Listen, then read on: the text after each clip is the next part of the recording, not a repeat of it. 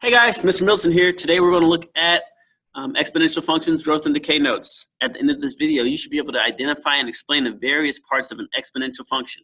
And you should be able to write and evaluate an exponential function. In exponential function in general form, the variables are x and y. Notice where x is, it is an exponent, and this is what makes it an exponential function. Okay, a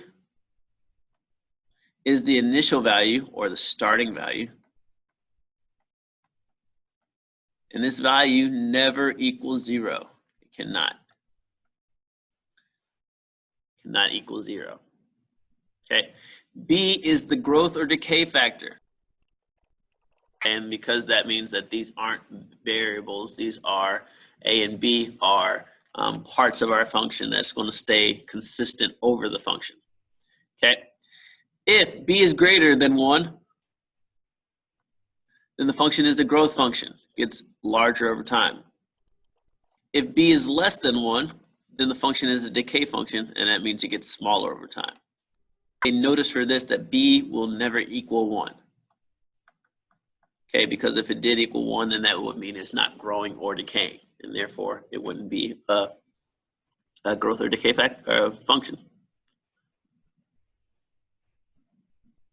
Okay, so it says identify the initial value in each exponential function, and then determine if it represents growth or decay.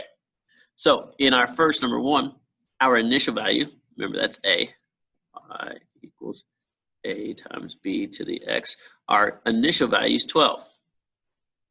Our b value would be a growth function because b is greater than 1, right? 1.05 is greater than 1.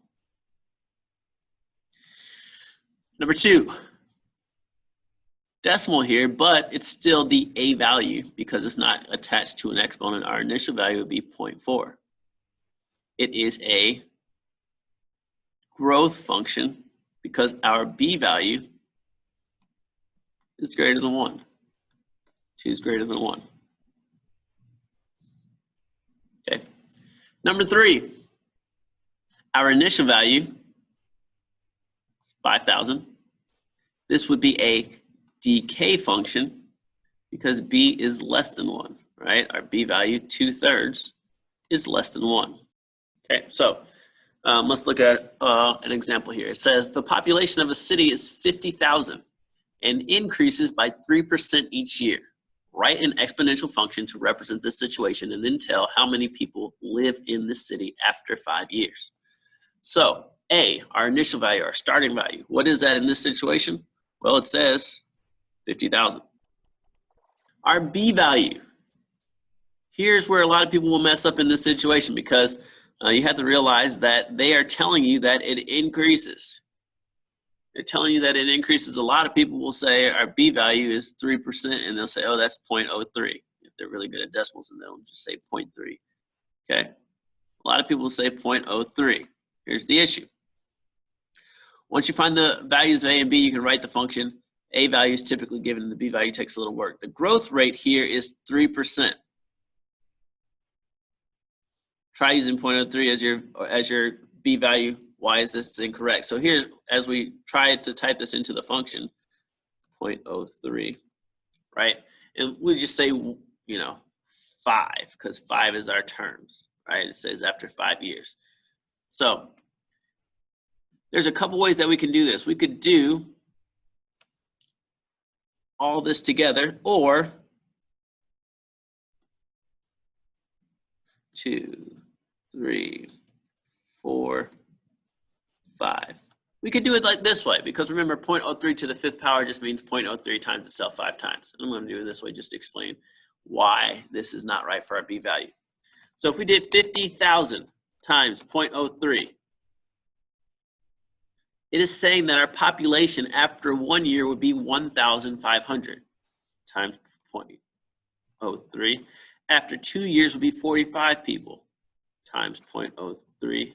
After 3 years would be 1.35 people times 0.03. After 3 years, 0.03. After 4 years times 0.03. At 5 years, we would not have a person. We'd have like I don't know what this is, 3 trillions, millions of a person. Okay, and so you would see that, hey, wait a second, using this value, our population is shrinking. That can't be the case because they say it increases. Okay, and this is where it takes a little bit of thought. We know that our population increases. So, and we also know that if our population is growing, that means our B value needs to be greater than 1. When we see that there's a 3% increase, we then need to say, oh, 3% increase, it's 1.03. Because this is the percentage of what's happening. How much of the population are we getting to keep as a percentage? Well, we get to keep everything we have, which is 100%, and we add 3% to it, so 103% of our population. So editing this problem to make it correct, we make it 1.03. And so if we were doing that, 50,000 times 1.03 would tell us after 1 year, we'd have 51,500 people. After 2 years, we'd have 53,000. After 3 years, after 4 years, after 5 years. And we don't want to use decimals because that's scary. I don't like to think of a fraction of a person walking around. So I want to say there's 57,964 people. Okay. To find the B value, so putting that home, to find the B value, you take the percentage R and you either add it to or subtract it from 1. Because it's 3%, we know we need to add it to 1. So our growth, if it was the growth, we'd say 1 plus R. If it's decay, we say 1 minus R. In this case, our R is 0.03%. And again, we have to choose, is this a growth or is this a decay function? And we'd say here, it's growth because of the word increases. So in the previous example, we'd have our A value of 50,000, already established that, our B value of 1.03, and so the exponential function would be Y, where that is the population, equals 50,000 times 1.03 to the 5th power. And in 5 years, we did it this way, or if we said 50,000 times 1.03 to the 5th power equals 57,964 people. Okay, I don't want to use decimals because I don't want to think about a decimal of a person walking around. Okay. Next, it says a new car costing $20,000 depreciates in value 16% each year. Write an exponential function to represent the situation and then find the value of the car after 7 years. Okay, we need to think, what's our starting value? In this case, it says $20,000 is where it started in value.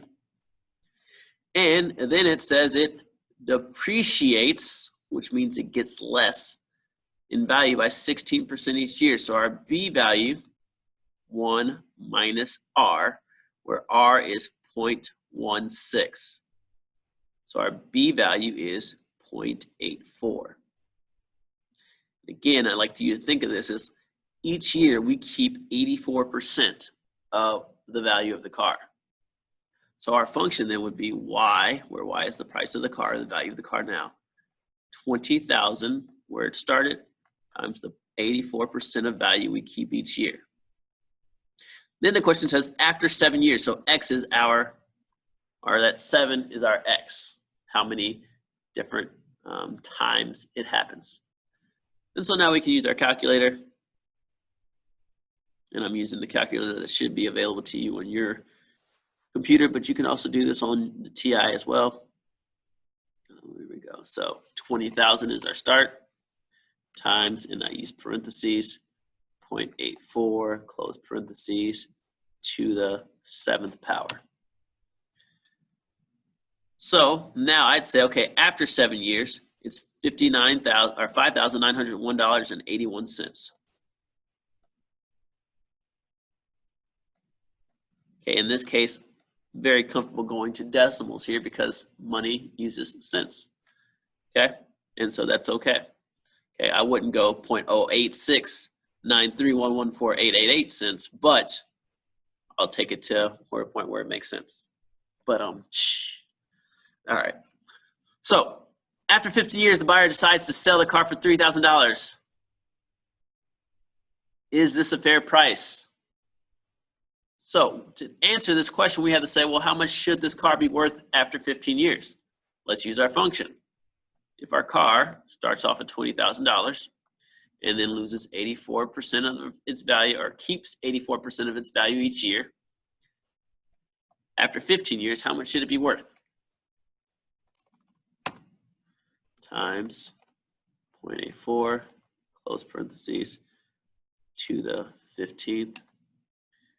Okay, you would say, using your estimation based off of it keeping 84% of value each year and going through 15 years of life, you say, hey, this car should be worth $1,462.92. Is this a fair price? Would you pay $3,000 for a car that's worth half of that?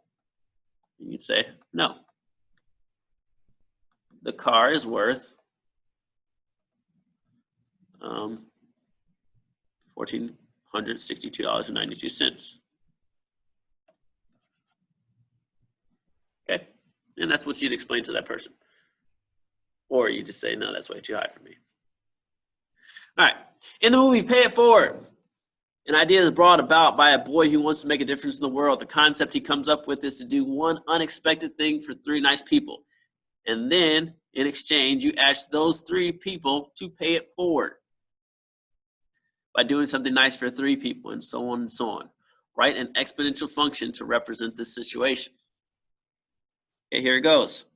We need to know, how many people does this function start with?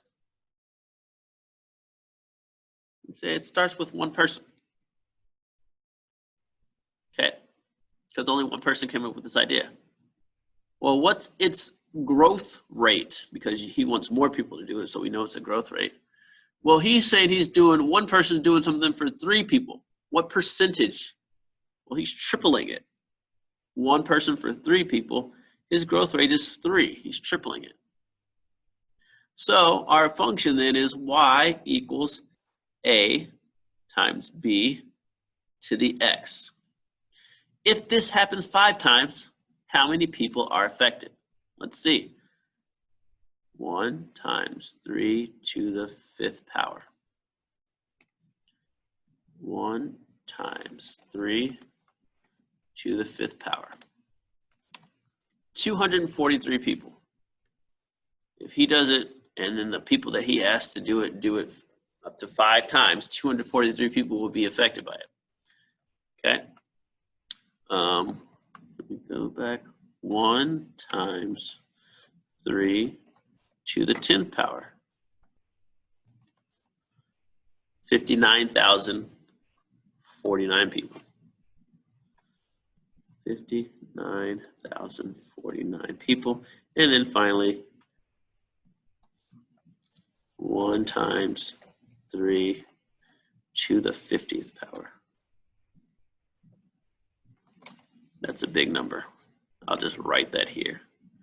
Boom, or leave that here. That number, you can write that down. Okay, so see that exponential growth happens quick. Exponential decay happens quick. Okay, we'll talk about graphing it later. See ya.